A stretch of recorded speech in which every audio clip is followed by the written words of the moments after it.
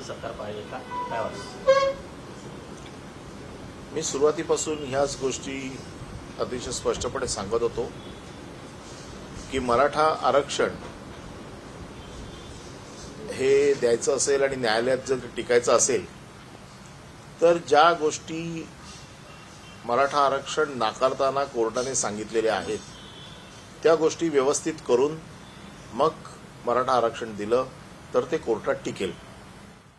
कोर्टाने सुरुवातीपासून सांगितलंय की जर इंदिरा साहनी केस जी आहे ज्याच्यात 50% वरती आरक्षण देता येत नाही, परंतु त्याला अपवाद असा आहे की जर तुम्ही तुमचं आर्थिक आणि सामाजिक मागासलेपण सिद्ध करू शकलात आणि हा इम्पेरिकल डाटा जर तुम्ही व्यवस्थित कोर्टात सादर करू शकलात तर त्याला तुम्हाला अपवादात्मक तुम्हाला आरक्षण मिळू शकतं. आणि हे आरक्षण देण्यासाठी मागासवर्ग आयोग गठीत करून मागासवर्ग आयोगाने महाराष्ट्राच्या व्यवस्थित अभ्यास करून व्यवस्थित डाटा दिला आणि तो कोर्टाने मान्य केला तर हे आरक्षण टिकेल. आणि आमची सगळ्यांची इच्छा आहे की जे आरक्षण सरकार देईल ते आरक्षण मराठ्यांचं टिकलं पाहिजे. केवळ आरक्षण द्यायचं म्हणून देऊन चालणार नाही, तर दिलेलं आरक्षण हे कोर्टात टिकलं देखील पाहिजे. यामुळे वेळ लागणार असं, कारण पुन्हा इम्पेरिकल डाटा गोळा करणं, त्यानंतर आयोग निर्माण करणं, यासाठी प्रचंड आणखी कालावधी लागू शकतो. तो कालावधी खरं म्हणजे सरकारने हा कालावधी गृहीत धरून बोलणी करायला पाहिजे. आता सरकारने काय बोलणी केली आहे आम्हाला माहीत नाही, परंतु त्या दिवशी सर्वपक्षीय बैठकीमध्ये आम्ही हीच भूमिका घेतलेली आहे आणि सरकारला आम्ही मदत केलेली आहे. कुठलंही राजकारण न येऊ देता मराठ्याला आरक्षण दिलं पाहिजे हा सर्व पक्षाचा एकमुखी निर्णय आहे आणि त्यामुळे याच्यामध्ये सर्व पक्षाची साथ सरकारला आहे. त्यामुळे सरकारने ताबडतोब याच्यावरती कारवाई सुरू करून दिलेल्या वेळेत, आता मराठ्यांशी खेळ करून चालणार नाही, कारण दोनदा हे सगळं झालेलं आहे. आता मराठ्यांची जी मागणी आहे ती मागणी व्यवस्थित अभ्यास करून अभ्यासपूर्वक मांडून ती मागणी मान्य करायची असेल तर ती कोर्टात टिकली पाहिजे. अशा प्रकारचं आरक्षण दिलं पाहिजे. आता कालपासून हा एक वाद बघतोय की सरकार म्हणते 2 जानेवारी, जरांगे पाटील साहेब म्हणतात 24 डिसेंबर. आता ह्याच्यातलं नक्की आम्हाला माहीत नाही की नक्की तारीख कुठली आहे, ती सरकारने ती जाहीर करावी. त्याचबरोबर त्यांची जी मागणी आहे की सरसकट मराठ्यांना कुणबी प्रमाणपत्र द्यावं, हे कसं शक्य आहे हे देखील सरकारने निवृत्त न्यायमूर्ती जे नेमलेले आहेत त्यांनी काल जाऊन तिकडे मला वाटतं समजवलं असेल, तर ते महाराष्ट्राच्या जनतेला देखील कळलं पाहिजे की कशा प्रकारे हे आरक्षण दिलं जाऊ शकतं. सरसकट कुणबी म्हणून मराठ्यांना आरक्षण दिलं जाऊ शकतं का, ओबीसीचं कुठल्याही आरक्षणाला धक्का लागणार की नाही लागणार याचा देखील विचार केला पाहिजे. कारण सर्व पक्षांनी ही मागणी केलेली आहे की ओबीसीच्या आरक्षणाला कुठलाही धक्का न लावता मराठ्यांना आरक्षण दिलं जावं, ही मागणी सर्व पक्षाची आहे. त्यामुळे सरकारने या बाबतीतली विस्तृत भूमिका ही मांडणं गरजेचं आहे. शेवटच्या टोकाला आलं आंदोलन की सर्व पक्षांना एकत्र बोलवून मग त्यांना सांगणं, यापेक्षा सुरुवातीला सगळ्यांना विश्वासात घेऊन मराठ्यांच्या सगळ्या नेत्यांना विश्वासात घेऊन त्यांना व्यवस्थित समजावून सांगितलं पाहिजे. महाराष्ट्राच्या जनतेला व्यवस्थित समजावून सांगितलं पाहिजे की आम्ही कशा प्रकारे आरक्षण देऊ. अन्यथा लोकांमध्ये गैरसमज निर्माण होतो की आरक्षण उद्याच मिळेल, परवाच मिळेल. त्यामुळे सरकारची जबाबदारी आहे की त्यांना व्यवस्थित समजावून सांगणं. जर समजावून व्यवस्थित सांगितलं तर त्याच्यामध्ये येणाऱ्या अडचणी, त्याच्यामध्ये का विलंब लागतो, या सगळ्या गोष्टी समजावून जर सांगितल्या, जशा काल जाऊन त्यांनी सांगितल्या, तशाच पुढच्या 2 महिन्यात सरकारचा काय ठोस कार्यक्रम आहे तो देखील सरकारने समजावून सांगितला पाहिजे.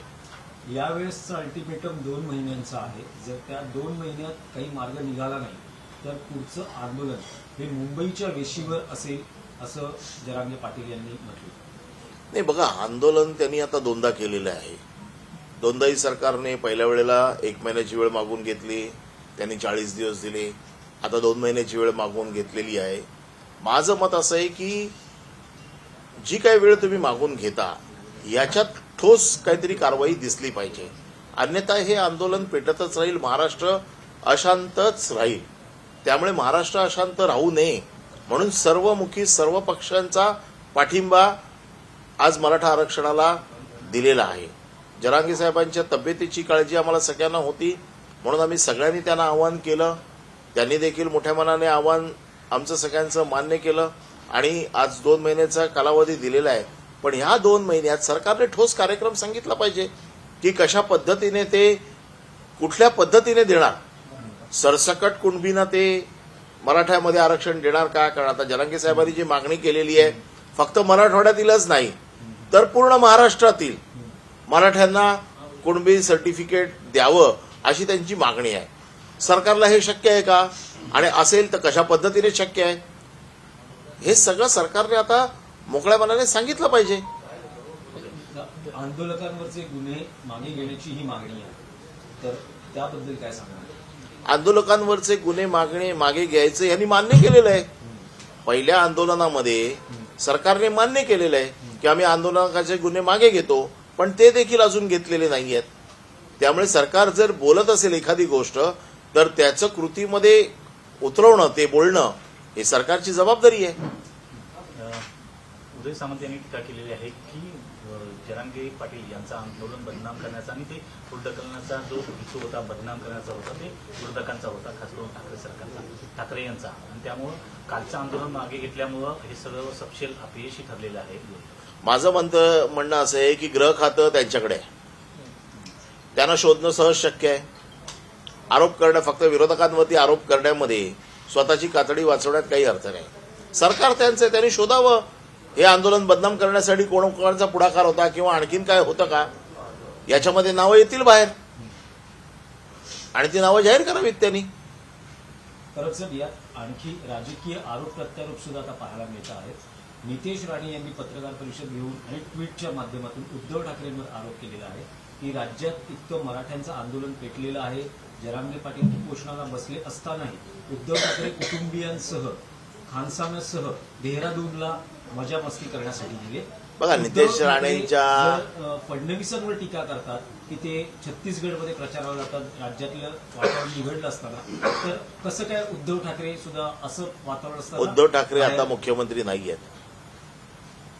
आता ते सर्वसामान्य एका पक्षाचे, शिवसेना पक्षाचे पक्षाध्यक्ष आहेत. जरांगे पाटलांच्या बाबतीमध्ये सगळ्यात पहिले मला वाटतं शरद पवार आणि उद्धव साहेबच जरांगे पाटलांना भेटले, त्यांची चौकशी केली. दुसरी गोष्ट, त्यांच्याशी आमचा संपर्क आहे. आम्हाला काल त्यांनी सगळ्यांना सर्व पक्ष बैठकीला पाठवलं. हे काल आंदोलन संपताना ते मुंबईतच आहेत, मुंबईतच होते. या सगळ्या गोष्टी नितेश राणेंना माहीत नाहीयेत. एक लक्षात ठेवा, आणि नितेश राणेंच्या या प्रश्नांना किंवा त्यांच्या टीकेला उत्तर देण्याची आम्हाला काही गरज वाटत नाही. आम्हाला आमचं काम माहिती आहे, काय करायचं ते, आणि आमचं काम आम्ही व्यवस्थित करतोय. अपात्रता सुनावणीच्या दरम्यान आपण पाहिलं तर अध्यक्ष गेल्या काही सुनावणीमध्ये दिरंगाई करताना दिसत होते, मात्र काल उलट दिसत होतं. निर्णय देण्याची आता त्यांना घाई लागली असं एक चित्र चालू होतं सुनावणी दरम्यान. नेमकी काय घडली? अपात्रतेच्या सुनावणीच्या बाबतीमध्ये सुप्रीम कोर्टाने आता 31 तारीख नक्की केलेली आहे. 31 तारखेला निर्णयासकट त्यांना 31 तारखेला हे प्रकरण संपवायचं आहे. त्यामुळे त्यांच्या रिशेड्यूल कार्यक्रमाप्रमाणे त्यांनी काल सुतोवाच केलाय की मी 21 डिसेंबरपर्यंत हे सगळं प्रकरण संपवीन. आणि त्या दृष्टिकोनातने त्यांनी नवीन टाइम टेबल त्यांनी बनवलेलं आहे. आणि मला असं वाटतं की सुप्रीम कोर्टाच्या आदेशाचा ते आदर करतील आणि हे प्रकरण लवकरात लवकर संपवतील. परत यात टेक्निकल मुद्दा असा आहे की मध्यंतरी जे देवेंद्र फडणवीस यांनी मत व्यक्त केलं होतं की समजा जर एकनाथ शिंदे अपात्र ठरले तर आम्ही त्यांना विधान परिषदेवर घेऊ आणि त्यांना आम्ही मुख्यमंत्री करू. तर तांत्रिकदृष्ट्या हे शक्य आहे का? यामधला काही तुम्ही भाग सांगू शकता? कसं आहे, याच्यामध्ये कायदा वेगवेगळा आहे. आता तो तपासून बघावा लागेल की विधान परिषदेवरती त्यांना, कारण ज्या वेळेला ते डिस्क्वालिफाय होतील त्यावेळेला त्यांची मेंबरशिप डिस्क्वालिफाय होईल विधानसभेतली. विधान परिषदेमध्ये त्यांना नेणं शक्य आहे की नाही, कुठल्या विधानसभेच्या फॅकल्टीमधनं ते निवडून येणार, या सगळ्या गोष्टी आहेत ना. राज्यपाल म्हणून नियुक्तीमध्ये निवडून येणार का आमदारकीचा कोणीतरी राजीनामा देऊन कोणाचा तरी एकाचा बळी घेऊन ते निवडून येणार, आणि जरी एकनाथ शिंदे समजा एकटे आले तर बाकीच्या 15 लोकांचं काय? त्यांना तुम्ही वाऱ्यावर सोडणार का? 15 तर आणू शकत नाही तुम्ही, कारण हे काय पहिल्या लॉटमध्ये जे डिस्क्वालिफाय होतील ते काय एकटेच होणार नाहीयेत, कारण पहिला लॉट 16 लोकांचा आहे. त्याच्यामुळे बाकीच्या 15चं काय? बाकीच्या 15ना विचारलं का की तुमचं काय ते? त्यामुळे देवेंद्र फडणवीसांनी जरी हा पर्याय सांगितला असेल, तो कायदेशीर बरोबर आहे का चुकीचा आहे हा नंतरचा प्रश्न आहे. म्हणजे याचा अर्थ देवेंद्र फडणवीसांची ही खात्री पटलेली आहे की हे डिस्क्वालिफाय होणार, आणि समजा त्यांना आणायचं जरी ठरलं तरी मग बाकीच्या ज्यांनी त्यांच्यासाठी त्याग केला असं म्हणतायत, उठाव केला, बंड केलं, त्या बंडखोरांचं काय? उठावखोरांचं काय? त्यांना तर मुठमातीच मिळेल. पण हा निलंबन कालावधी 6 वर्षांचा राहू शकतो कसा आहे? नाही, हा निलंबन कालावधी त्यांची टर्म संपेपर्यंतचा असेल. असं बोललं जात होतं की 10व्या सूचीनुसार जर निलंबन झालं तर जेव्हा सुनावणी सुरू झाली त्याच वेळी जर ह्यांना निलंबित केलं असतं तर त्यांचा एकच टर्म निवडणुकीपासून ते वंचित राहिले असते. मात्र आता जर निर्णय दिला तर त्यांचे 2 टर्म मिस होत आहे निवडणुकीपासून. मग जाणून बुजून दिरंगाई केली जाते. नाही, याच्या बाबतीमध्ये सगळ्या गोष्टी तपासून घ्याव्या लागतील. आत्ता जर तरची भाषा करण्यात काही अर्थ नाही. हे सगळं आता जसं जसं पुढे जाईल प्रकरण तसं तसं वेगवेगळ्या स्तरावर जाईल. त्या वेगवेगळ्या स्तरावरती त्या त्या वेळेला त्या त्या परिस्थितीचा निर्णय घेऊन निर्णय करावा लागतो.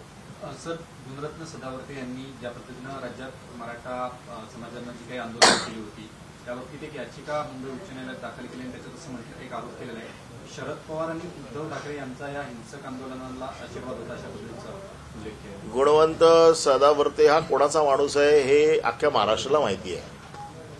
मराठ्यांच्या आरक्षणाचा मारेकरी कोण आहे हे अख्ख्या महाराष्ट्राला माहिती आहे. एका बाजूला गुणवंत सदावर्ते मराठ्यांना आरक्षण मिळू नये म्हणून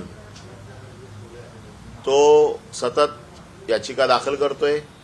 त्यांनीच ही याचिका दाखल केली होती, तोच विरोधात जातोय.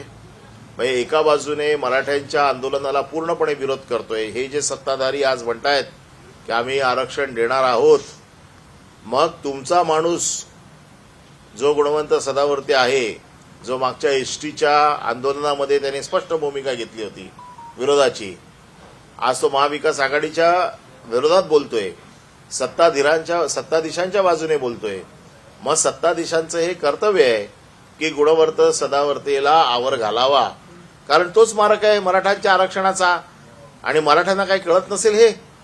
एका बाजूला त्याची मुलाखत बघा, तो दररोज सांगतोय की माझे आवडते नेते कोण आहेत, आणि अख्ख्या महाराष्ट्राला माहिती आहे तो कोणाचा माणूस आहे ते. त्यामुळे गुणवंत सदावर्तेचा बंदोबस्त हा सत्ताधीशांनी केला पाहिजे. मराठ्यांना आरक्षण द्यायचं असेल तर पहिला त्याचा बंदोबस्त केला पाहिजे, कारण त्यांनी जरांगे पाटलांना अटक करावी अशी मागणी केलेली आहे. मग जरांगे पाटलांच्या म्हणजे मराठा आरक्षणाच्या विरोधात कोण आहे आणि तो कोणाचा माणूस आहे हे तुम्ही पत्रकारांनी देखील शोधून काढलं पाहिजे. ईडीच्या कारवाया पुन्हा सुरू झालेल्या आहेत. आमदार रवींद्र वायकर यांच्यावरती ईडीने गुन्हा दाखल केलेला आहे जोगेश्वरी भूखंड प्रकरणी. याबद्दल कसं वाटतं? हे तर आपल्याला अपेक्षित आहेच. या सगळ्या गोष्टींमध्ये प्रत्येक ठिकाणी गुन्हा दाखल करायचा, गुन्हा दाखल केला की त्याच्यामध्ये ईडी येणार, ईडी आली की त्याच्यामध्ये चौकशी सुरू होणार, त्यांच्यावरती दबाव लागणार. हे आता सगळं ठरलेलं आहे. हा सेट प्रोग्राम आहे.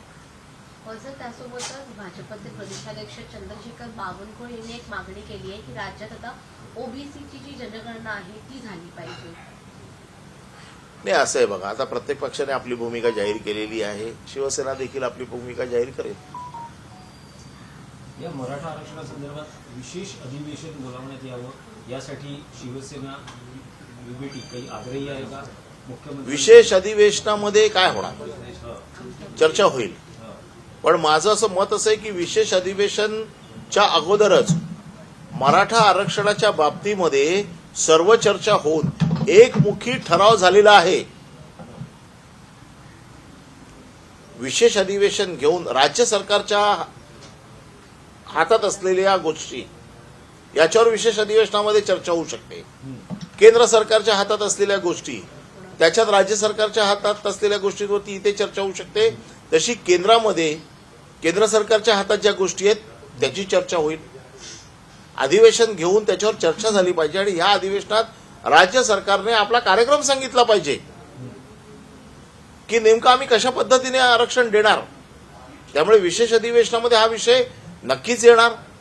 आमचं मत असं आहे की अगोदरच, परंतु आता असं कळतंय की 8 तारखेला काहीतरी वेगळं त्याच्या बाबतीमध्ये बैठक घेऊन एक दिवस फक्त याच्यावरच चर्चा होईल अधिवेशनामध्ये. त्याच्यामध्ये सरकारने समोरून सांगितलं पाहिजे की आम्ही कशा पद्धतीने हे आरक्षण देऊ शकतो. महाराष्ट्राच्या जनतेला कळण्यासाठी अधिवेशन हा एक चांगला पर्याय आहे की जिथून हे सगळं महाराष्ट्राच्या जनतेला सांगता येतं. महाविकास आघाडीच्या काळात 56 असे मोठे मोर्चे आले होते. एसटी मोर्चा असेल, पेन्शन योजना असेल किंवा अंगण सेविकांचा असेल. मात्र त्यावेळी जे मोर्चे होते ते एकदम योग्यरित्या हाताळले गेले होते. त्यानंतर पुन्हा ते मोर्चे आले नाही. मात्र मराठा आरक्षणाचा हा जो मुद्दा आहे याला दिरंगाई का होते या आरक्षणाचा? सरकार अपयशी ठरतंय काय? तो त्यांना प्रश्न विचारायचा आहे. हा दिरंगाई का होते याचं उत्तर सरकार देऊ शकतं, मी कसं देऊ शकणार. म्हणूनच आमची मागणी आहे की सरकार कसं देणार आरक्षण हे सरकारने महाराष्ट्राच्या जनतेला समजावून सांगावं. सर, एक हिंदी मध्ये फक्त मनोज जरांगे पाटिल अपना आंदोलन जो है, उपोषण जो है वो पीछे लिया है, कैसे देखते हैं इसको? उन्होंने 2 महीने का अल्टीमेटम उन्होंने इस बार जो आंदोलन पीछे लिया है, तो मेरी सरकार से ये उम्मीद है कि सरकार ने ये बताना चाहिए लोगों को कि किस तरह से 2 महीने भी आरक्षण देंगे. बार बार अल्टीमेटम देके बार बार उपोषण या आंदोलन करना ये भी ठीक बात नहीं है. महाराष्ट्र उसमें अशांत हो जाता है. सरकार ने अब जब समय लिया है तो इस समय में सरकार किस तरह से काम करेगी ये मराठा समाज को सरकार ने बताना जरूरी है. और ये मांग है सबकी, सभी दलियों ने, पक्ष के दलों ने समर्थन दिया है सरकार को महाराष्ट्र में शांतता रहने के लिए. और हमारी यही उम्मीद है सरकार से कि किस तरह से ये 2 महीने में सरकार इस आरक्षण के ऊपर काम करेगी, उसके क्या क्या स्टेप्स होंगे और अल्टीमेटली ये सरकार कौन से रास्ते से ये आरक्षण देगी और वो आरक्षण कोर्ट में किस तरह से टिका जाएगा. ये आरक्षण का मुद्दा इतने सालों से जो है वो प्रलंबित है, लेकिन आपको लगता है कि 2 महीने में इसके ऊपर देखो, अभी सुझाव सरकार ने होगा? अगर टाइम ले लिया है तो ये सरकार को बताना जरूरी है. मेरे कहने से या मेरे लगने से कुछ होने वाला नहीं है. ये अब सरकार, मुख्यमंत्री को ये सामने आके बताना पड़ेगा कि हमने 2 महीने लिए हैं, ये 2 महीने में हम किस तरह से आरक्षण देंगे. Thank you. सर, एक प्रश्न. ठाकरे कुटुंबियाचा जो आता देहरादून दौरा झाला यावरती उदय सामंत यांनी म्हटलं की तिकीट कोणी काढलं या संदर्भातील माहिती मी 2 दिवसात देतो. कसं पाहता? द्या म्हणावं. त्याला सांगा सगळं तपशील द्या, मग त्याची उत्तरं देऊ. चहा दे रे. एबीपी माझा, उघडा डोळे बघा नीट.